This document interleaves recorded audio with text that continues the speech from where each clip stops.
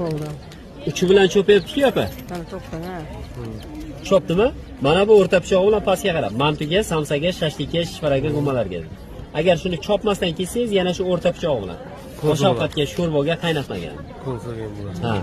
Sabzini yana shu o'rta pichoq bilan pastga qarab bo'lsangiz, tozalaydi. Qattiq bosmang, yengil ishlang. Mana bu orqasida simchasi bor. O'sha bilan palovga to'g'rab beradi. Qancha ekan? To'g'rashni bilmagan. Buni arra tarafi bor. Bu bilan qirib yeysiz, yosh bolalar, qariyalar, chishovlar yordam qilasiz. Balig'i tangasini tozalaysiz, bonk ochasiz, atkirvashkasi bor. Karamni ham shu o'rta pichoq bilan pastga qarab bosing. Borchka, salatga, fransuz salatiga katta pichoq bilan ikkiga bo'lib olgandan keyin. Xo'sh, gul yasashi palovga to'g'ragan simchasi bilan kesasiz, sekin qaytaring, uzib olmang. Tashab, chiriz bitta bir-birini orasiga qo'ying. Yoki chiriz ikkita farqi yo'q.